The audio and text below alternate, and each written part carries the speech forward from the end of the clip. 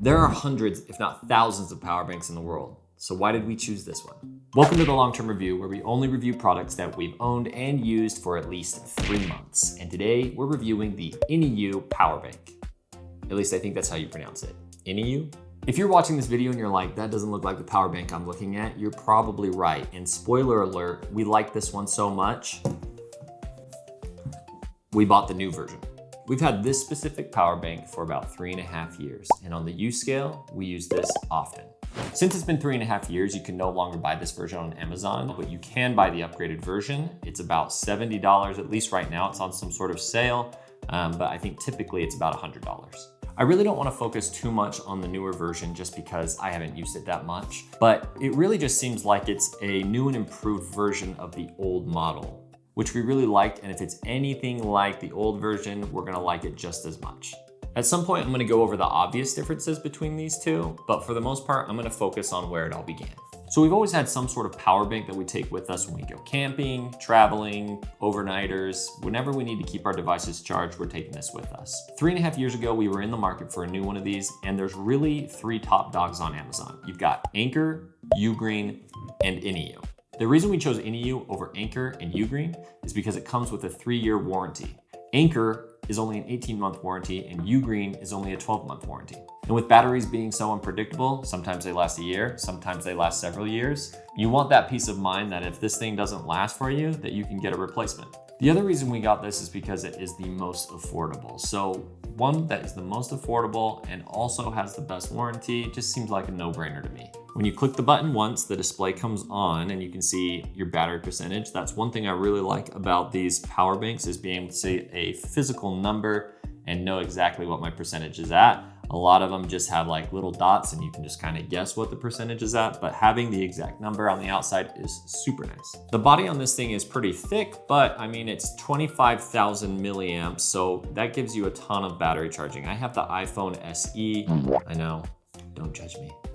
But I think this thing could probably charge it 10 times, at least 10 times.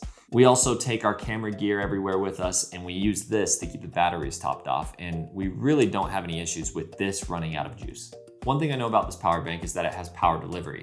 So if you have a device that supports power delivery, your charge times go way down. That was something that my last power bank had, and it was like a necessity for the next power bank. If I had to think of 2 things that I didn't like about this, one would be this mechanism here.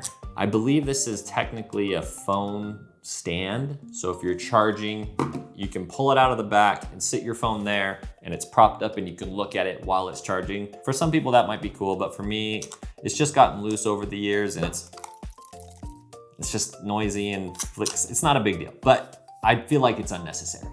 And I didn't even realize that the new one doesn't have the kickstand. I think that was a good choice. There's no reason to have this, in my opinion. I think it's kind of gimmicky. So maybe that's the feedback that they received, which means that they are listening to their customers, which is awesome. The other thing I didn't like about this is when you have a USB-C cord plugged into the in and out port, say you were done charging your phone, so you just unplugged your phone, but you didn't unplug it from the power bank. For whatever reason, the display stays on and it slowly drains the battery. So I wish that was a feature where if it wasn't receiving input or output, that it would just shut the display off. That's something I think that the new version does. I don't think it has that, but like I said, I haven't used it enough to really know.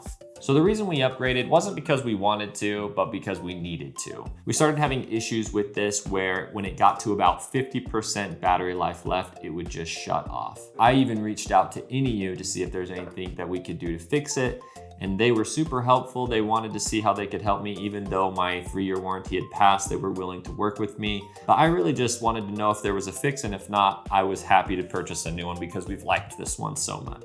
The main goal of this review is to show you how much we've enjoyed the previous version of this. It's obviously been one of our favorites, and we're happy to move on to the next model.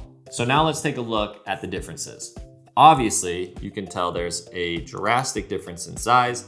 This one is much taller, but it is also quite slim in comparison. 27,000 milliamp hours isn't a huge difference from 25,000 milliamp hours, but it's still more, and that's an upgrade, and I don't think it is really a big difference in price. With the upgraded model, Iniu has a small size and a classic size. This is the classic size, so I'm wondering if the small size is the same size as this, and the mini size is 25,000 milliamp hours, which is the same as this. So I'm assuming they're about the same size. The difference is the mini will have the exact same specs as this one, which are obviously better than this one. I don't remember what the old version came with in the box, but I know for sure that this one comes with like a mesh carrying case and a USB-C to USB-C cord. I don't know where either of those went. My 2-year-old ran off with them as soon as they came out of the box.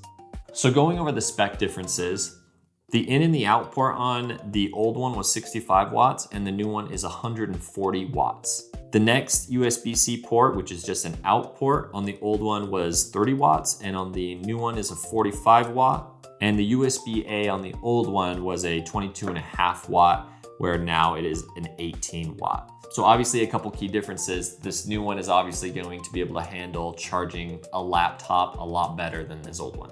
One thing to know is if you get a power bank of this size, you're definitely gonna wanna get a wall charger that supports high output. I've been using a 61 watt wall charger. It supports power delivery as well, and it honestly charges these things pretty dang quick. One thing that this newer model has that the old model didn't have is a more detailed display. Apparently this is called the Pro mode, and you can turn that off if you just want to see how much battery life is in here. You just hold the power button for 5 seconds and then you'll just see battery percentage only.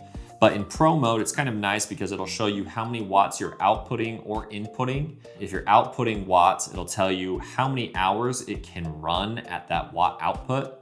And then when you're inputting, the hours mean how long it will take to fully charge the power bank, which is super cool. That's information I didn't have with this, and I kind of like that. I have some Sony batteries here that need charging. I'm gonna plug them into the 45 watt USB-C out. So this thing is fully charged, and on the left-hand side here, it's showing me how many watts it's outputting, and it's about 9.7 right now. And over here on the right, it says hours, which means it can run 10 watts out for about 14 hours. So that's great. Now, like I said, I'm not a wizard when it comes to electronics, but from what I understand, most devices now will be able to communicate one with another to let them know, how much power they need. So you don't really have to worry too much about overcharging something or sending too much power. There's usually a digital handshake that takes place so that you're not overcharging. That port it's currently in can send out 45 watts, but this device is saying it only needs 9.8 watts. Out of 5 stars, I'm gonna give the old model 4.5 stars. This thing has been through so much over the past 3.5 years that we've had it. It really hasn't given us any problems, and we liked it so much that we went and upgraded to the new version. If the new and improved version is anything like the old version, I definitely see a 5-star review coming up for this guy in the future. Give me some time to put this thing to work, and there'll be a review for this down the road. If you follow the URL in our bio, it'll take you to our Amazon storefront where you'll find this, as well as a bunch of other awesome products that we've already reviewed.